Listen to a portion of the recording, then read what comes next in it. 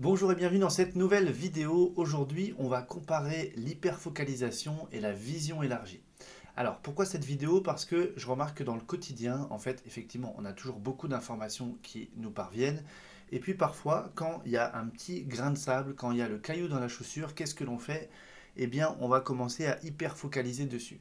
Et c'est-à-dire que ce qui est problématique avec cette vision, cette hyperfocalisation, c'est qu'en fait, eh bien, d'un seul coup, c'est comme s'il n'y avait plus que ça. Alors si c'est quelque chose qui se passe bien, tant mieux, mais souvent la problématique c'est quand c'est quelque chose qui se passe mal, quand c'est un événement négatif, quand c'est une problématique, un problème qui vous concerne ou qui concerne quelqu'un d'autre. Et dans ce cas-là, ce qui se passe, c'est qu'on va être hyper focalisé et on va ne voir que ça. Et il n'y a que ça qui va être dans nos pensées, notre tête, nos émotions. Et en fait, comment je pourrais vous dire ça? C'est comme si on est en train de s'enfermer finalement dans quelque chose et cette hyper-focalisation va complètement desservir l'accès à nos potentiels, l'accès à nos ressources et cette possibilité de pouvoir s'en extraire. Donc l'hyper-focalisation, c'est un petit peu comme si on regardait juste par le trou d'une serrure, alors qu'en fait on pourrait ouvrir la porte et d'un seul coup voir les choses dans leur ensemble. Dans la vision élargie, il y a deux façons de faire, on pourrait dire. En tout cas, moi je le vois comme ça. Soit je suis dans ma vie de tous les jours, j'ai un problème, je ne vois que ça, je ne pense qu'à ça, et puis finalement je vais ressasser quelque chose, et puis je vais prendre la même chose et je vais la regarder sous tous les angles, et c'est là où je vais commencer à tourner en rond, et c'est là où je vais aussi commencer à envenimer les choses moi-même, c'est-à-dire qu'à force d'hyper-focaliser, de ne penser qu'à ça, au bout d'un moment, sur quelque chose de défini, je ne peux pas en faire plus, mais ce qui fait que je vais commencer à créer des choses, et c'est là où il va y avoir une distorsion entre finalement cette réalité et puis la manière dont moi je vais aborder les choses. Pourquoi? Parce que je vais commencer à rajouter des paramètres et des éléments qui n'appartiennent plus du tout à cette réalité-là, mais que moi je vais projeter dessus. Et je vais envenimer le sujet finalement. Donc dans la défocalisation, dans cette vision élargie, il y a cette vision toujours très incarnée, on va dire, qui fait que, ok, j'ai une problématique, mais je vais déjà revoir mon quotidien dans son ensemble, je vais prendre du recul sur ce qui se passe et considérer qu'il n'y a pas que ça en ce moment dans ma vie, mais qu'il y a plein d'autres paramètres, il y a peut-être d'autres problématiques, mais il y a aussi plein de choses qui vont bien. Et les choses qui vont bien, elles sont tellement communes que finalement, on n'y prête plus attention. On se rend compte de ça quand on travaille sur le processus de gratitude. Remercier la vie chaque jour pour au moins 5 choses dont je suis content, dont je suis heureux, etc. Et le simple fait d'avoir un toit sur la tête, de manger à ma faim, de respirer, d'être en bonne santé, vous voyez, c'est des points positifs. Mais finalement, on a pris ça comme une banalité et on ne fait plus attention à ça dans notre quotidien. Alors qu'en fait, c'est déjà rien que ça, c'est déjà une super bonne nouvelle chaque jour dès qu'on ouvre les yeux, vous voyez ce que je veux dire? Donc il y a cette façon de défocaliser et d'avoir une vision élargie juste sur notre vie, notre quotidien, où on va regarder les choses dans leur ensemble. Et il y a une deuxième façon de faire, c'est en allant chercher cette vision spirituelle, comme je vous ai déjà proposé ça, c'est de dire, ok, je suis un être incarné, je ne suis pas que ce corps-là dans cette vie-là, mais j'existais avant cette incarnation, j'existerai après, et le but de cette incarnation est quelque chose de plus grand. Et puis en plus de ça, ce que j'attire dans mon quotidien, finalement, c'est moi qui le mets sur mon chemin pour que ça contribue à mon évolution. Et quand je vais avoir cette vision spirituelle où je vais défocaliser sur la problématique que je suis en train de vivre maintenant, je vais la remettre dans un ensemble encore bien plus grand. Non seulement par rapport à cette vie-là, mais par rapport à tout ce qu'il y a eu avant. Et c'est là où on va se rendre compte que finalement, ce que je voyais gros comme ça, juste devant moi, sans pouvoir m'en détacher, eh bien, je vais prendre du recul, du recul, du recul, et je vais comme ça commencer à voir les choses de plus loin et à remettre ça dans un ensemble plus grand. Et en se disant que finalement, effectivement, si c'est en train de m'arriver, il y a des raisons derrière ça. Peut-être je ne les ai pas encore mises à jour parce que parfois c'est complexe et plus l'événement est difficile, douloureux, je sais bien que plus c'est difficile et plus ça prend du temps avant de pouvoir prendre ce recul. Mais c'est au moins l'intention à avoir, la marche à suivre, de se dire ok, je défocalise, je remets ça dans un ensemble plus grand et finalement, au vu de comment je pourrais dire ça, de cet espace-temps très très très très très grand, et bien finalement cet événement-là, il est tout petit, d'accord? C'est à ça aussi que ça sert. Et ça sert vraiment à se dire, je ne vais pas me placer en victime, la vie ne me tombe pas dessus comme ça, comme une sanction, comme une punition ou quoi que ce soit. C'est juste que j'ai mis ça sur mon chemin et ça a du sens. Parce que je vais traverser ça, je vais apprendre, je vais comprendre, je vais évoluer en fait à travers ce que je suis en train de vivre et à travers non pas ce qu'on a mis sur mon chemin, mais ce que j'ai mis sur mon chemin, ce que j'ai mis sur ma route. Vous voyez? Donc c'est vraiment de considérer que ça contribue à notre évolution, justement, parce qu'on va dépasser ça. Et que c'est pas une punition, mais c'est juste peut-être comme une leçon, une épreuve, mais qui va nous fortifier, qui va nous faire grandir.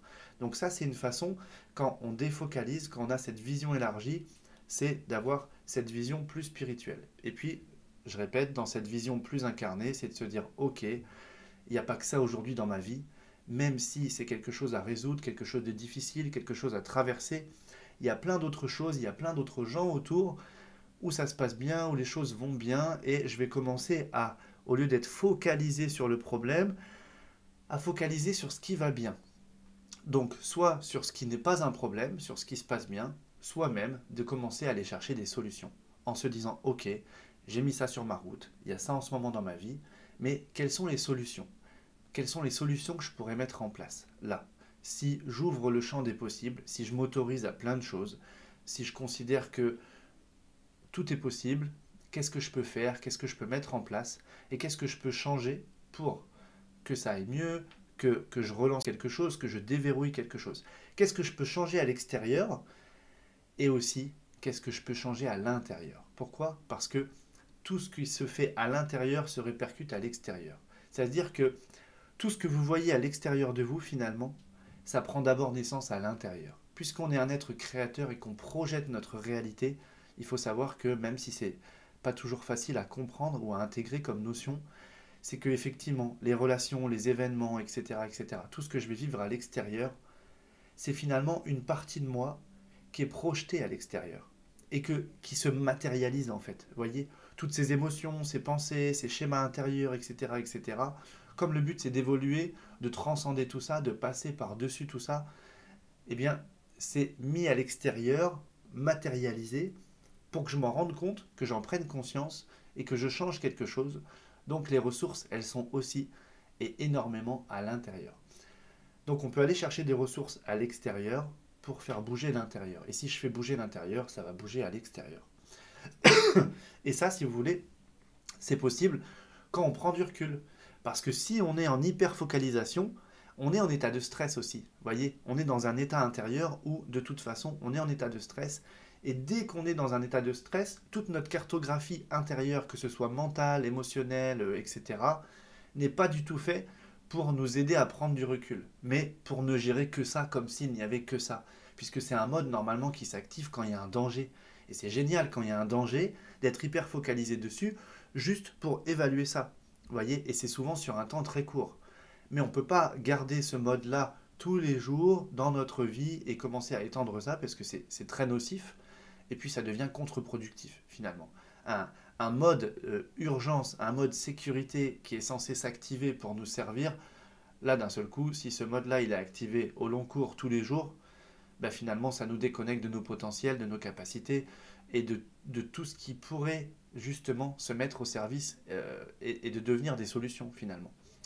Donc prenez conscience, si vous avez un problème en ce moment dans votre vie, s'il y a des situations qui sont complexes, prenez conscience à quel point dans une seule journée, à quel pourcentage vous êtes focalisé dessus. Et juste mettez l'intention de dire, ok, je vais commencer à chaque fois que je refocalise dessus, je vais volontairement, moi, défocaliser et emmener mes pensées ailleurs. D'accord? Donc vous allez faire ça mécaniquement au tout départ.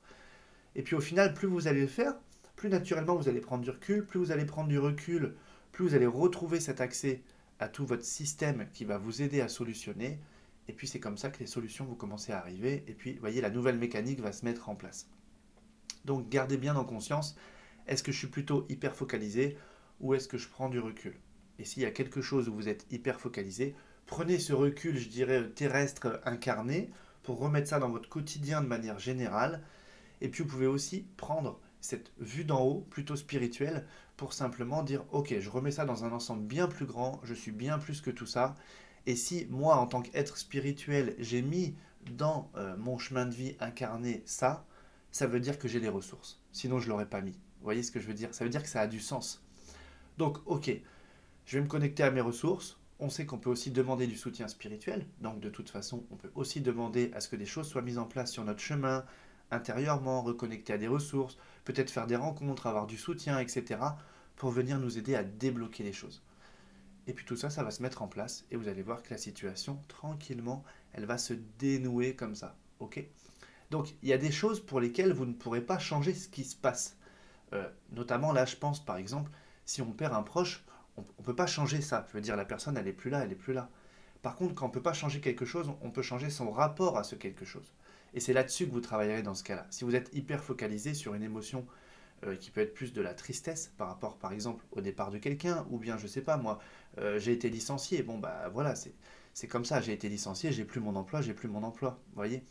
Mais dans ce cas-là, je vais travailler sur comment je vis cet événement. Et encore une fois, si je suis hyper focalisé, je vais mal le vivre et ça va être de pire en pire. Si je défocalise, je vais commencer à prendre du recul. Et tout ça, ça va commencer à se fondre finalement dans un quotidien plus large, plus élargi. Et ça va devenir moins intense. Et c'est là où on va pouvoir aller mettre en place des solutions, défocaliser, se remettre en mouvement et puis aller vers autre chose. Il y a toujours de là où on vient, souvent la problématique, et là où on va. Donc on va, grâce à cette défocalisation, on va aussi mettre plus d'énergie sur là où on va. Voilà, je pense que je vous ai tout dit. J'espère que cette vidéo vous a plu et je vous dis déjà à très vite.